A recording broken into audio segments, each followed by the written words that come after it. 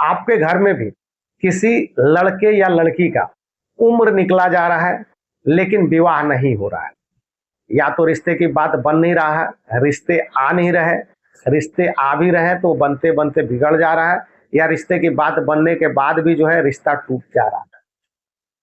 मैं हूं चंदन कुमार सिंह और आप देख रहे हैं राधे एस्ट्रो सॉल्यूशन।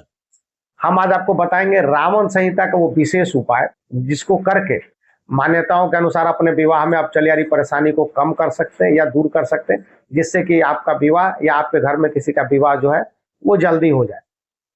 सबसे पहले हम बात करते हैं कि ऐसा क्या होता है जिसके कारण कि विवाह में विलंब या विवाह की बात जो है बनते बनते बिगड़ जाता है। देखिए, प्रमुख रूप से अगर देखा जाए तो मांगलिक दोष जो है एक मुख्य कारण माना गया। हालांकि कुंडली में और भी दोष होते हैं जिसके कारण कि विवाह जो है या विवाह में चली आ रही परेशानी जो है वो कम होने का नाम नहीं लेता। अगर आपके कुंडली में या आपके घर में किसी के कुंडली में मांगलिक दोष के कारण विवाह में परेशानी चला आ रहा है, या विवाह नहीं हो रहा है, या विवाह होने में परेशानी हो रहा है, विवाह हो भी गया है तो दाम्पत्य जीवन में जो है सुख की कमी है, तो रावण संहिता के अनुसार आप मां चंडी स्तोत्र का पाठ करें। इससे मांगलिक दोष कम होता है, साथ ही साथ वैवाहिक जीवन में चली आ रही परेशानी भी कम होता है। विवाह नहीं हुआ तो विवाह होने का योग जो है वो शीघ्र बन जाता है। साथ ही साथ अगर आप मां चंडी स्तोत्र का पाठ नहीं कर सकते तो सुंदरकांड का पाठ करना आप शुरू कर दीजिए। इससे आपको जो है मान्यताओं के अनुसार निश्चित रूप से आपको फायदा मिलेगा। ये तो हो गया कि मांगलिक दोष के कारण आपका जो है अगर विवाह नहीं हो।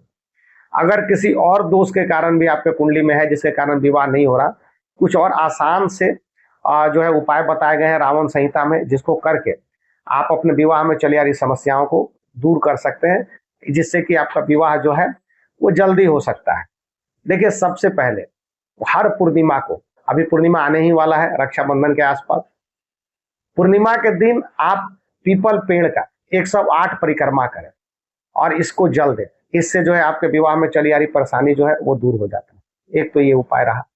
दूसरा उपाय, अगर आपके घर में किसी का विवाह हो गया है तो जिनका विवाह नहीं हुआ है वो विशेष रूप से जिस कन्या का विवाह या जिसका विवाह हो गया उनके कपड़े धारण करना आप शुरू करें। ऐसा करने से भी विवाह में चली आ रही परेशानी, और या अगर आपके विवाह में कोई विलंब हो रहा है, विवाह नहीं हो रहा है, तो उसमें भी जो है आपको बहुत ज्यादा फायदा मिल सकता है।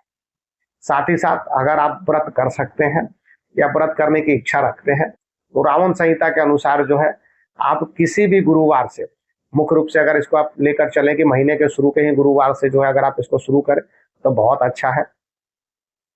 7 गुरुवार का व्रत करें। ध्यान रखें कि गुरुवार का व्रत करने के बाद जो है गाय को कुछ मीठा जरूर खिलाएं। इससे भी आपके विवाह में चला रहा परेशानी जो है वो कम होना शुरू हो जाता है और आपका विवाह शीघ्र होने का जो है वो योग बनना शुरू हो जाता है। साथ ही साथ एक और टोटका भी है जो कि रावण संहिता में वर्णित है, जिसको करके आप विवाह में चली आ रही परेशानी को कम कर सकते हैं। रात में सोने से पहले 7 छुहाड़े को उबाल लें और उबले हुए पानी के साथ इसको अपने सिरहाने में रखकर सो जाए। सुबह उठने के बाद जो है सुबह स्नान करने के बाद इन छुहाड़ों को किसी बहती हुई नदी में आप प्रवाहित कर दें। इससे भी विवाह में आपके चली आ रही परेशानी जो है वो कम होना शुरू हो जाता है और साथ ही साथ जो है आपके विवाह का शीघ्र योग बनता है। वीडियो अच्छा लगा, चैनल को सब्सक्राइब करना ना भूलें। हालांकि ये उपाय जो है कुंडली के अनुसार बदल भी सकता है। आप अगर चाहते हैं कि आपके जीवन में, वैवाहिक जीवन में या विवाह में कोई परेशानी आ रहा है तो आप अपना व्यक्तिगत विवरण हमसे साझा कर सकते हैं या हमारे फोन नंबर पर पर्सनली कनेक्ट भी कर सकते हैं। नमस्कार।